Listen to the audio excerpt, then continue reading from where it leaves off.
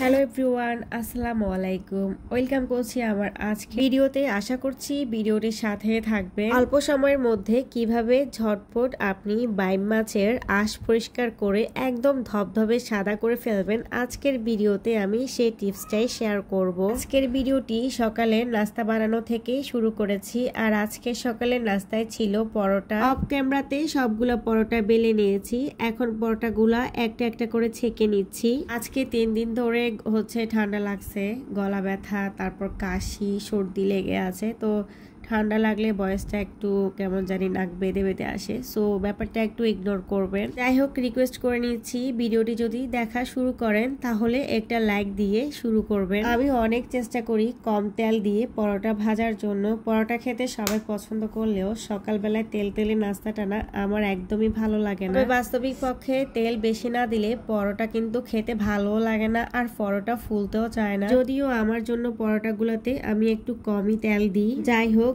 বাইম মাছ না আমার খুবই পছন্দের একটা মাছ, তবে কাটার ভয়ে আর পরিষ্কারের ঝামেলায় এই মাছটা বাসায় আমি একদমই কিনতে পারি না। মোট কথা হচ্ছে, যেসব মাছগুলা ঘরেই কাটতে হবে, বাজার থেকে কেটে আনার কোনো অপশন থাকে না, ওই মাছগুলাকে আমি অলওয়েজ স্কিপ করে চলি, কারণ মাছ কাটার একদমই অভ্যাস নেই আমার। তবে বেশ কয়েকদিন ধরে এই মাছটা খেতে খুব ইচ্ছে করছিল, তো জামাইকেও বলেছিলাম বাজারে যদি এই মাছটা পাই তাহলে নিয়ে আসতে। আর এই মাছটা না বাজারে অত বেশি অ্যাভেলেবেল না, সব সময় পাওয়া যায় না। তো যাই হোক, ও পেয়েছিল দেখে নিয়ে আসছে। আর আমার কাটার ভয়ে 1 কেজি আনে না, হাফ কেজি এনেছে। তো হাফ কেজি এনেছে দেখে আমি তো ওকে একটু চিল্লানি দিলাম, বললাম যে 1 কেজি কেন নিয়ে আসো না, এটা তো পাওয়া যায় না। যাই হোক, কথা বলতে বলতে পরোটাগুলো কিন্তু একে একে ছেঁকে নিচ্ছি। ইদানিং একদমই ভিডিও করা হচ্ছে না, মানে লং ভিডিওর জন্য কোনো ধরনের ক্লিপ নেওয়া হচ্ছে না, শুধুমাত্র রিলস এর জন্য ছোটখাটো ভিডিওগুলো নিচ্ছি। তো এর জন্য দেখা যায় যে আমার ইউটিউবের ভিডিওগুলোর লেন্থ একেবারেই কম। তো যাই হোক,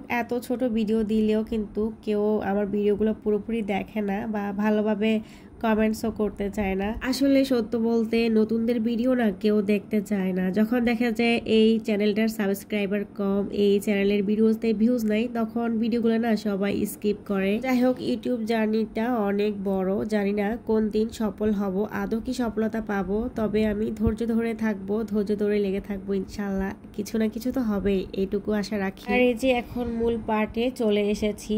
আমি বাটনার মধ্যে সবগুলা বাইম মাছ নিয়ে নিয়েছি। আর আচ্ছা, এই বাইম মাছগুলাকে আপনারা আপনাদের অঞ্চলে কি নামে ডাকেন? ফেনী জেলায় আমরা কিন্তু এটাকে বাইম মাছ ডাকি। আর এই টাইপসের আরেকটা মাছ আছে, ওটাকে বলে ব্যাটরঙ্গি মাছ, মানে আঞ্চলিক ভাষায় বলে এটা। ইন্টারেস্টিং ব্যাপার হচ্ছে, এই বাইম মাছ আর ব্যাটরঙ্গি মাছটা না আমি গুলিয়ে ফেলি, মানে এই মাছগুলা চিনতে আমার কষ্ট হয়ে যায়, দুটাই না দেখতে সেম। তো আজকের গুলা হচ্ছে বাইম মাছ, আর এগুলা আমি শিওর হয়েছি কারণ আম্মুকে জিজ্ঞেস করেছি আগেই এগুলা বাইম মাছ নাকি ব্যাটরঙ্গি মাছ, তো আম্মু বলেছে এগুলা বাইম মাছ। যাই হোক, দেখতে পাচ্ছেন আমি কিন্তু এখানে কোনো ধরনের ছাই ব্যবহার করিনি, কিছুই ব্যবহার করিনি, শুধুমাত্র তারের যে জালিটা রয়েছে, আমাদের পাতিল মাজার যে জালিটা রয়েছে, ওই জালিটা দিয়ে মাছটাকে ধরে এভাবে কিন্তু ঘষে নিচ্ছি। আর সাথে সাথে কিন্তু সবগুলা কালো আঁশ উঠে যাচ্ছে একদম ইজিলি। দেখেন, এটা থেকে সহজ পদ্ধতি কিন্তু আর হবে না। একদম সুন্দরভাবে ধরে এক হাত দিয়ে ধরবেন আর অন্য হাত দিয়ে জালি দিয়ে একদম ঘষে নেবেন। আর দেখুন, 1 মিনিটের মধ্যে কিন্তু ধবধবে সাদা হয়ে গেছে। আমি তো চিন্তা করতেছিলাম যে এই মাছগুলো কিভাবে পরিষ্কার করব। আমার আম্মু বলেছিল আম্মু পরিষ্কার করে দিবে, বাট আম্মুর যেহেতু কোমরে ব্যথা, আম্মু পরিষ্কার করতে গেলে বসে বসে অনেকটাই কষ্ট হয়ে যাবে। তো একটু চিন্তা করলাম যে জালি দিয়ে দেখি পরিষ্কার হয় কিনা। আমি শিং মাছও কিন্তু এভাবে তারের মাজনি দিয়ে পরিষ্কার করে নিই, তো এই মাছটাও ট্রাই করলাম আর কি। আমি তো খুবই অবাক হয়েছি, এত সুন্দরভাবে ক্লিন হচ্ছে মাছটা, একদম ধবধবে সাদা হয়ে যাচ্ছে।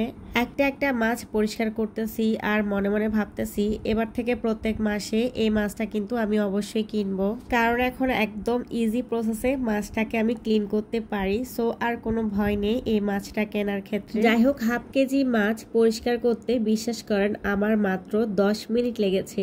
তো আমার কাছে মনে হয় যারা আরো বেশি এক্সপার্ট তাদের আরো সময় কম লাগবে। মাছই আমি ভালোভাবে ডলে নিয়েছি। আর এই যে দেখুন মাছগুলোর ফাইনাল লুক। আমি চাইলে কিন্তু আরো বেশি পরিষ্কার করতে পারতাম, তবে আমার হাতে ব্যথা করতেছিল দেখে আমি আর করি নাই। এইটুকুতে কিন্তু অনেকটাই সাদা লাগছে, তাই না? যাই হোক, মনে মনে তো বেশ খুশি হয়ে গেলাম। এই তরতাজা মাছটাকে আলু দিয়ে রান্না করেছি হাতে মেখে। আর এইসব নদীর মাছ, বিলের মাছ, এগুলো না একটু হাতে মেখে রান্না করে খেতে ভালো লাগে। ফাইনালি ধোয়ার পরে মাছগুলো দেখুন অনেকটাই ক্লিন লাগছে, তাই না? কেমন লেগেছে আমার আজকের টিপসটা অবশ্যই কিন্তু কমেন্টস করবেন। আর এই যে দেখুন, আমি কিন্তু আলু দিয়ে ভালোভাবে কিন্তু মাখিয়ে নিয়েছি সব মশলা একসাথে দিয়ে। এই তো এবার চুলায় বসিয়ে দিলাম। আর একটা কথা বলে নি, ভিডিওটি দেখতে দেখতে যদি কোনো অংশ ভালো লাগে, ভিডিওর যদি কোনো টিপস আপনাদের উপকারে এসে থাকে, তাহলে প্লিজ আমার চ্যানেলটি সাবস্ক্রাইব করে দিবেন। আমার ভিডিওতে আমি আমার প্রতিদিনের কাজকর্ম এবং রান্না বান্নাটাই শেয়ার করি। আশা করছি আপনাদের ভালো লাগবে। আর এদিকে রুই মাছ ভেজে নিচ্ছি হলুদ মরিচ লবণ মাখিয়ে। এই রুই মাছগুলোকে আমি শিম দিয়ে রান্না করব। শিম সবজিটা খেতে আমার অত বেশি ভালো লাগে না, তবে আমার জামাইয়ের খুব পছন্দ শিম সবজিটা। আর এই সবজিটার কিন্তু দামও অনেক বেশি। ভয়েসটা দিতে খুবই কষ্ট হচ্ছে, কাশতে কাশতে একদম অবস্থা খারাপ হয়ে যাচ্ছে। তো কি আর করা, ভিডিও তো দিতে হবে, ভয়েসও দিতে হবে, সেজন্য। এদিকে মাছগুলাকে একটু উল্টে পাল্টে নিচ্ছি। শীতকাল চলে এসেছে আর শীতকালীন সবজিগুলো তো খেতে ভালোই লাগে, শিম, ফুলকপি, আলু। তবে বাজারের শিমগুলো রান্না করলে ভালো লাগে না, নিজেদের গাছের ফ্রেশ শিম রান্না করলে কিন্তু খেতে দারুণ মজা লাগে। আগে বাড়িতে আম্মু রান্না করতো মাছ দিয়ে শিম, গাছের একদম তরতাজা, ওগুলো খেতে অন্যরকম মজা ছিল। এখন বাজার থেকে কিনে আনা শিমে না ওই মজাটা পাওয়া যায় না। এদিকে কথা বলতে বলতে অপর চুলায় কিন্তু আমি মশলা কষিয়ে শিমটা কষিয়ে নিয়েছি। শিমটা কিন্তু অনেকক্ষণ ধরে কষিয়ে নিয়েছি, কারণ শিমটা সহজে সেদ্ধ হতে চাচ্ছিল না। তো যাই হোক, শিমটা ভালোভাবে কষানো হয়ে গেছে, আর এখন আমি মাছগুলো দিয়ে দেব। যাই হোক, আমার আজকের ভিডিওটি কে কোন জেলা থেকে দেখছেন অবশ্যই কমেন্টস করে জানাবেন। তো মাছ দিয়ে দিলাম, আর মাছগুলা দিয়ে একটু ভালোভাবে কিন্তু নেড়ে চেড়ে দিচ্ছি।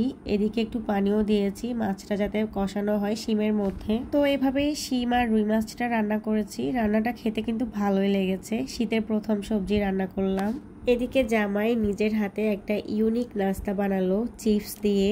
আর এই নাস্তাটা না খেতে এত মজা, এটা যে চিপস দিয়ে বানানো হয়েছে এটা বোঝার কিন্তু কোনো উপায় নেই। তো আমি কিন্তু এই নাস্তার ভিডিওটা শেয়ার করতে পারলাম না, কারণ ভিডিওগুলো আমি নিতে পারি নাই। চিপস আর ডিম দিয়ে এই নাস্তাটা বানিয়েছে, দেখেন বোঝার কোনো উপায় আছে? এটা চিপস দিয়ে বানানো নাস্তা, আর এটাকে এখন আমরা সস দিয়ে খেয়ে নিচ্ছি। খেতে কিন্তু আসলেই অনেকটা মজা। আর আমার মেয়ে তো খুব মজা করে খাচ্ছে, ওর বাবার হাতে বানানো নাস্তা ওর বেশ পছন্দ। দেখতে দেখতে ভিডিওর শেষ পর্যায়ে চলে এসেছি।